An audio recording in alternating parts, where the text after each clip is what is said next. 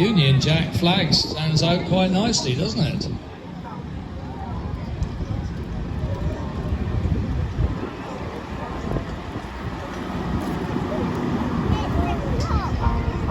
You notice how the ones in the middle are going very slowly, but those on the outside have got to go quite fast to keep the line.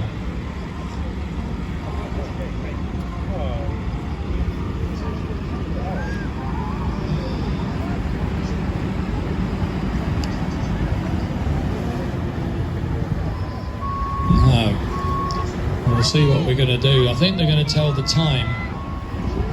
Oh no, we're going backwards first, sorry. We've only had one quick practice. Apparently the drone is up in the sky now.